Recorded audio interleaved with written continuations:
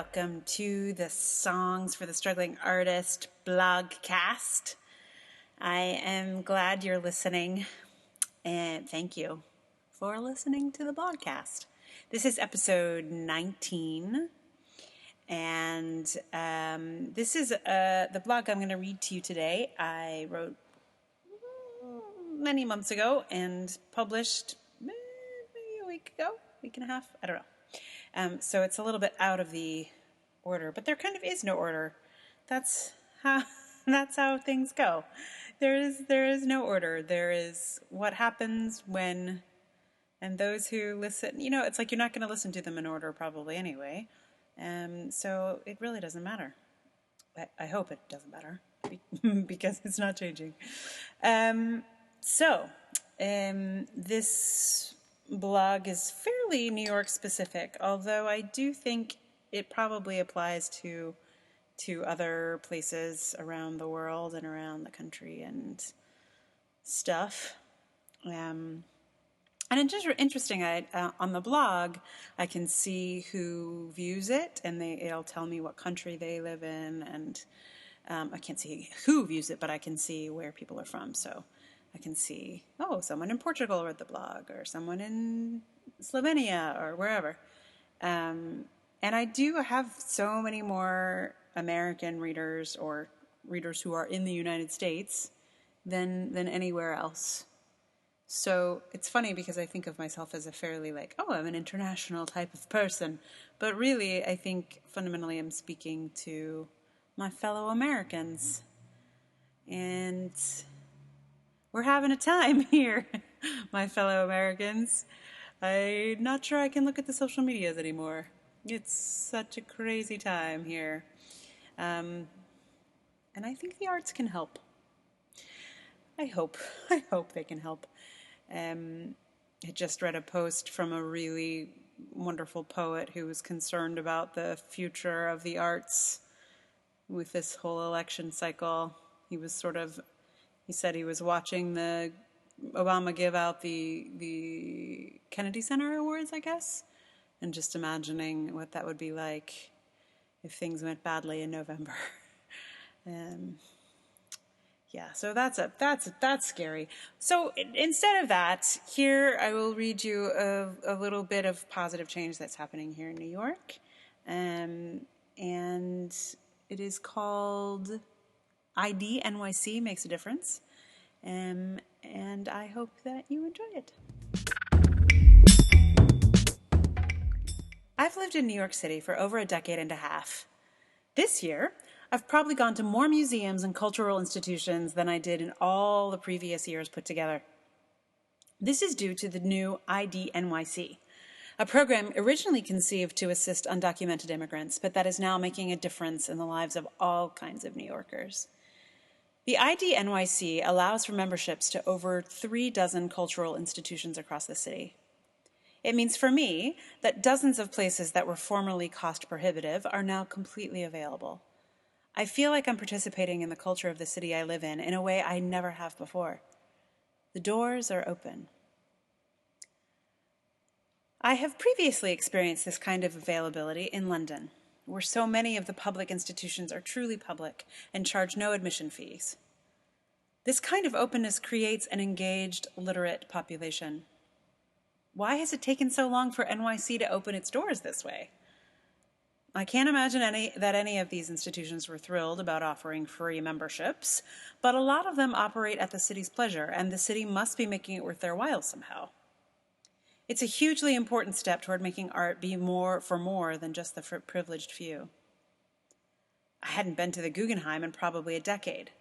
The Museum of the Moving Image, maybe 2 decades. And I care about the things they have in their buildings. I just couldn't shell out $25 a pop to see that stuff.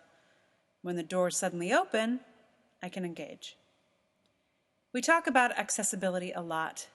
In so many of the grants I write, the foundations or governments or whomever's doing the funding want to know how we make our work accessible. The burden of accessibility seems, in the past, to have fallen primarily on individual artists or companies, while institutions, just by virtue of existing, seem to have been able to claim accessibility because of various education programs or community events. But those are just gestures. ID NYC has flung open the doors to so many places, and I'm very excited about what that will mean for the art that's going to come. Maybe, finally, we can have a real diversity of audience, of income, of race, of culture, accessible and exciting. One of the most amazing things about suddenly having access to museums, for me, is my new ability to just run in for a short time.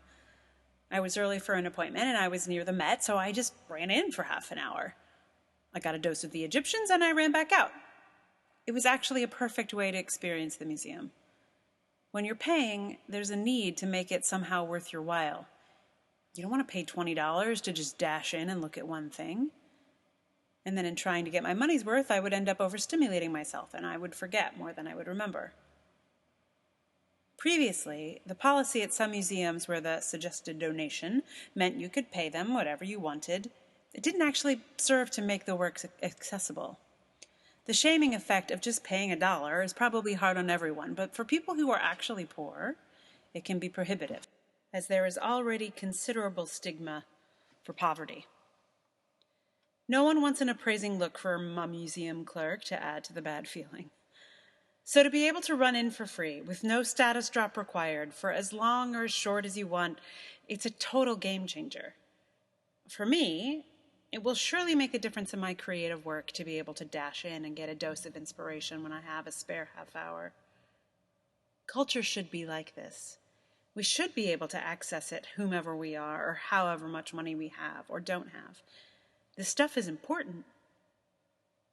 I'm inspired, too, by Italy's decision to invest half of their terrorism prevention dollars in culture. I think it's very smart, because the more culturally engaged we are, the less likely we are to want to murder people. Being able to freely see things like ancient Egyptian papyri and beautiful paintings can save lives. But also, it just makes for a richer arts environment. And that makes for better art, in the end.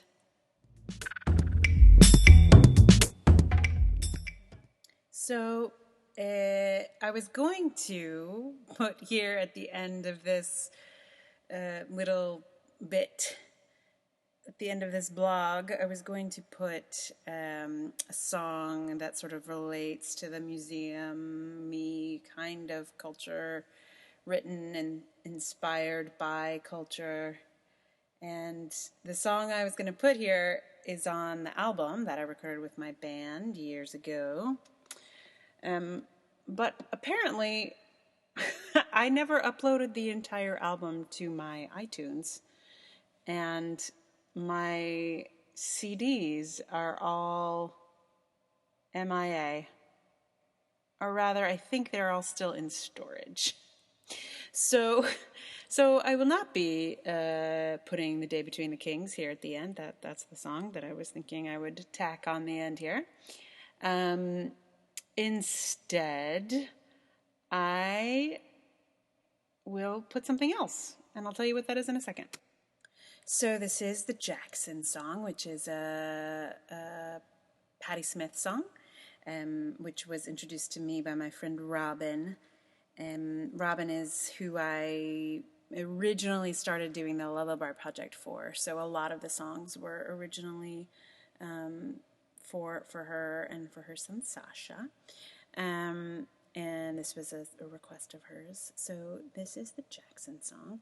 I'm putting it here with it's a little bit of a stretch because like there's a lot of stuff about blue and blue images. So I was like, that's like a painting. That's like cultural. That's what I'm talking about here. Yeah. Anyway, I don't think I've put it before. So here it is. Little blue dreamer, go to sleep. Let's close our eyes and call the deep. Slumbering land that just begins. When day is done and little dreamers spin. First take my hand, now let it go. Little blue boy, you're on your own.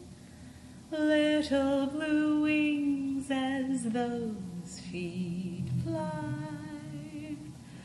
Little blue shoes that walk across the sky. May your path be your own, but I'm with you, and each day you'll grow. He'll be there too, and someday when you go, we'll follow you as you go, as you go.